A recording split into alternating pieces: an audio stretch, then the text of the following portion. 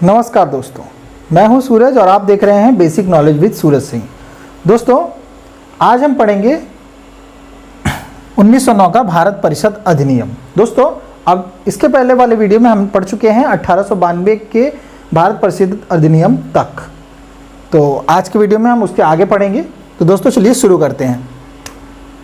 दोस्तों 1909 में ये 13वां अधिनियम है दोस्तों, ठीक है। यहाँ पे मैं नंबरिंग करता जा रहा हूँ। आज हम पढ़ेंगे 1909 का भारत परिषद अधिनियम, फिर से 1919 का भारत शासन अधिनियम, फिर पढ़ेंगे हम 1935 ईस्वी का भारत शासन अधिनियम, ठीक है दोस्तों। 1909 के भारत परिषद अधिनियम को मार्ले मिंटो सुधार भी कहा जाता है, ठीक है। इसको आप ऐसे याद रख सकते हैं, मार्ले मिंटो सुधार मतलब 1909 का भारत परिषद अधिनियम। दोस्तों उसमें क्या हुआ था, सबसे पहले में देखा जाए तो मुस्लिम समुदाय के लिए पृथक प्रतिनिधित्व का प्रबंध किया गया था। मुस्लिम समुदाय जो हमारे देश के थे उनके लिए उनको एक हमेशा एक दोयम दर्जे का नागरिक माना जाता था, क्योंकि वो अल्पसंख्यक थे। तो उनके विकास के लिए क्या किया गया कि मुस्लिम समुदाय के लिए पृथक प्रतिनिधित्व का प्रबंध किया गया, उनको एक अलग प्रतिनिधित्व दिया गया। दोस्तों कहीं ना कहीं यही एक कारण था भारत पाकिस्तान के बंटवारे का, एक अलग मुस्लिम राष्ट्र बनाने का नींव यहीं पर रख दिया गया था। भारतीयों को भारत सचिव तथा गवर्नर जनरल के कार्यकारिणी परिषद में नियुक्ति की गई। दोस्तों जो भारत देश के नागरिक थे उनको क्या किया गया, उनको भारतीयों के भारत सचिव बनाया गया। भारत का जो सचिव हुआ वो भारत के नागरिकों को बनाया गया तथा गवर्नर जनरल के कार्यकारिणी परिषद में भी भारतीयों की नियुक्ति शुरू कर दी गई। ये एक बहुत बड़ा सुधार था दोस्तों। उसके बाद क्या हुआ, उसके बाद केंद्र तथा प्रांतीय विधान परिषदों को पहली बार बजट पर वाद विवाद करने तथा प्रश्न पूछने का अधिकार मिल गया। दोस्तों देखिए, केंद्र को क्या होगा, केंद्र तथा प्रांतीय विधान परिषदों को पहली बार, जितने भी प्रांतीय विधान परिषद थे उनको जो भी हमारा बजट बनता था उस पर आप वाद विवाद कर सकते थे, आप प्रश्न पूछ सकते थे, प्रश्न पूछने का अधिकार मिल गया। उसके बाद हमें उसमें कुछ जरूरी फेर बदल करने का भी अधिकार प्राप्त हुआ, क्योंकि जब हम प्रश्न पूछ सकते थे तो हम उनसे सवाल कर सकते थे कि ये बजट इस चीज़ में है या फिर ये बजट किस चीज़ के लिए है। तो ये सारी सवालें हमें पूछने की स्वतंत्रता मिली थी। तो ये एक बहुत बड़ा सुधार था। उसके बाद दोस्तों प्रांतीय विधान परिषदों की संख्या में वृद्धि कर दी गई। जितने भी प्रांतीय विधान परिषद की संख्या थी उनमें वृद्धि कर दी गई। उसके बाद दोस्तों सत्येंद्र सिन्हा वायसराय के कार्यकारिणी परिषद के प्रथम भारतीय सदस्य बने। दोस्तों वायसराय का जो कार्यकारिणी परिषद था, यहाँ पे जब भारतीयों को भारत सचिव तथा कार्यकारिणी परिषद में नियुक्ति की गई तो उसके बाद जो सत्येंद्र सिन्हा थे उनको जो गवर्नर का कार्यकारिणी परिषद था उसमें भारत के प्रथम भारतीय सदस्य बने थे सत्येंद्र सिन्हा। इन्हें विधि सदस्य बनाया गया, इनको जो कानून से संबंधित मामले थे उनका सदस्य बनाया गया, विधि सदस्य।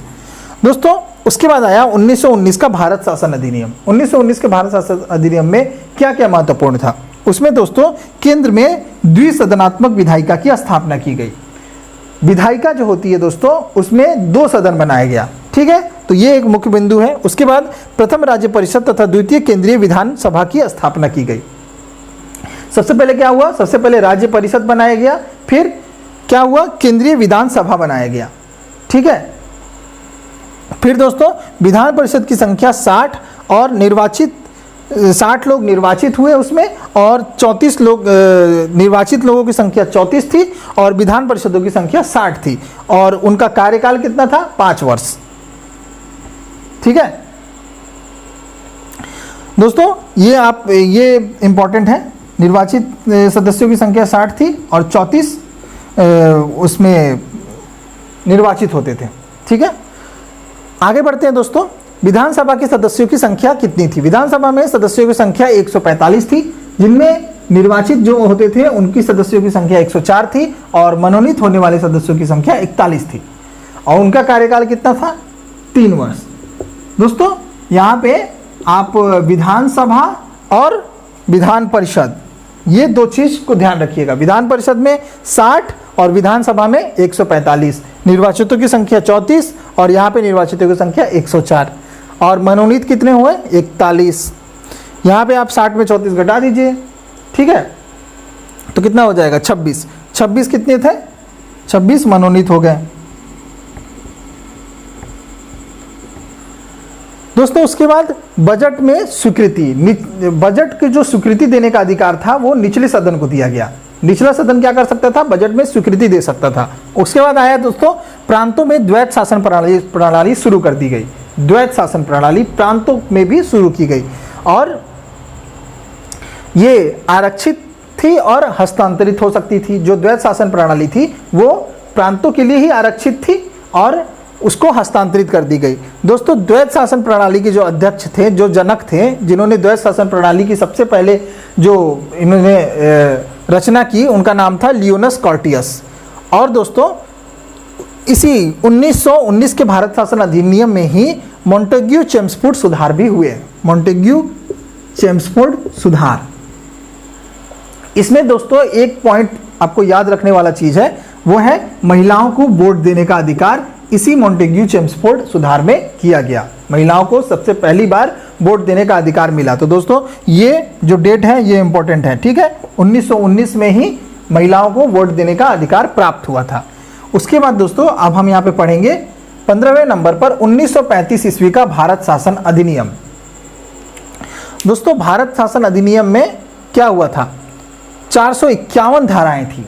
भारत शासन अधिनियम जो 1935 का था उसमें 451 धाराएं थी और 15 परिशिष्ट थे, ठीक है। और सबसे पहला क्या था उसमें? अखिल भारतीय संघ की स्थापना की गई। अखिल भारतीय संघ की स्थापना कब की गई? 1935 ईस्वी में के भारत शासन अधिनियम में। दोस्तों यह संघ 11 ब्रिटिश प्रांत और 6 चीफ कमिश्नर तथा देसी रियासतों को मिला के बनाया गया था। कौन बनाया गया था? अखिल भारतीय संघ। और देसी रियासतों की जो देसी रियासत जो अखिल भारतीय संघ में शामिल होना चाहते थे वो ऐच्छिक था। देसी रियासतों को अगर मन था तो वो शामिल होते, अगर मन नहीं था तो वो शामिल नहीं होते। किसमें? अखिल भारतीय संघ में। तो देसी रियासतों ने क्या किया? उन्होंने मना कर दिया कि भाई हम अखिल भारतीय संघ में शामिल नहीं होंगे, ठीक है। देसी रियासतों ने मना कर दिया गया था, उनके लिए ऐच्छिक छोड़ा गया था कि आपको मन है तो आप शामिल होइए, मन है तो शामिल नहीं होइए अखिल भारतीय संघ में। तो क्या किया इन्होंने? देसी रियासत जितने भी थे, छोटे छोटे देसी रियासत जो थे, उन्होंने अखिल भारतीय संघ में शामिल होने से मना कर दिया 1935 में।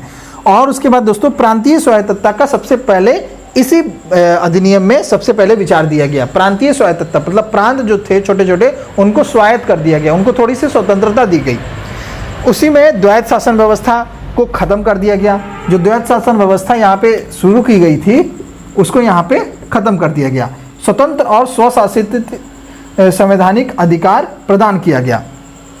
प्रांतों को क्या किया गया? स्वतंत्र और स्वशासित, खुद से शासन करने वाला यानी कि स्वतंत्र संवैधानिक अधिकार आधार जो था वो प्रदान किया गया। उसके बाद दोस्तों केंद्र में द्वैत शासन की स्थापना की गई। जो केंद्र था, जो सेंटर था, जहाँ से सब कार्यों का संचालन होता था, वहाँ पे द्वैत शासन की स्थापना कर दी गई। संघीय विषयों जैसे कि सुरक्षा, वैदेशिक संबंध, धार्मिक मामलों को गवर्नर जनरल देखता था। गवर्नर जनरल के हाथों में क्या किया गया? संघीय विषयों को दे दिया गया, जैसे कि सुरक्षा का विषय, वैदेशिक संबंध जैसे विदेशी देशों के साथ कैसा संबंध होगा, धार्मिक मामलों का जैसे विषयों को गवर्नर जनरल के हाथों में दे दिया गया।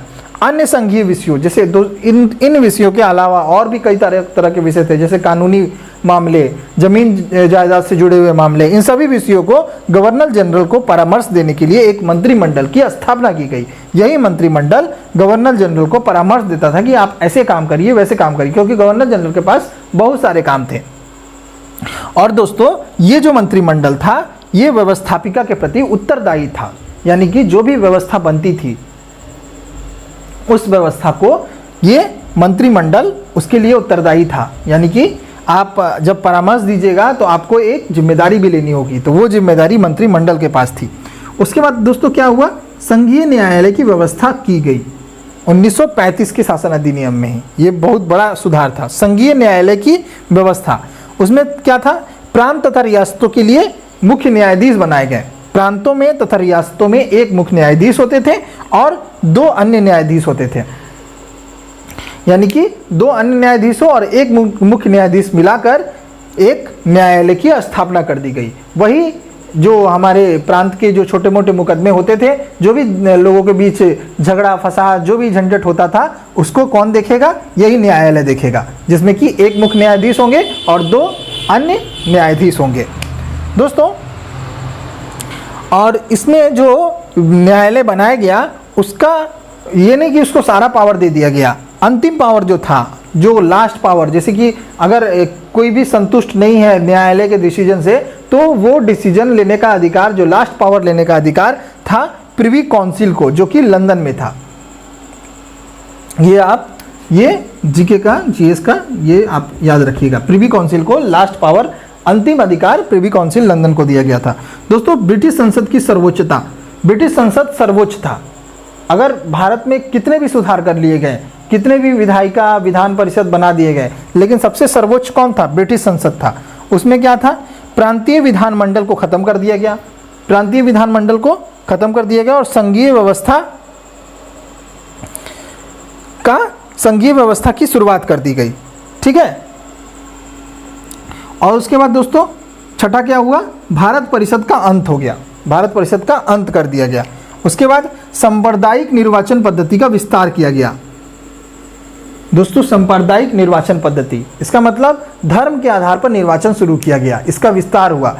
इसमें क्या था? ईसाइयों, यूरोपियों और हरिजन जाति के लोगों के लिए अलग से एक निर्वाचन शुरू किया गया।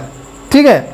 और दोस्तों इस 1935 के भारत शासन अधिनियम में प्रस्तावना का अभाव था, एक प्रस्तावना नहीं था, एक लिखित कोई नियम नहीं बना हुआ था। ठीक है, प्रस्तावना का अभाव था। और उसके बाद क्या किया गया? वर्मा को भारत से अलग कर दिया गया। वर्मा जो कंट्री था उस समय दोस्तों क्या था? पूरे ब्रिटेन का लगभग पूरे विश्व पे अधिकार था, तो वर्मा भी ब्रिटेन के ही शासन में था।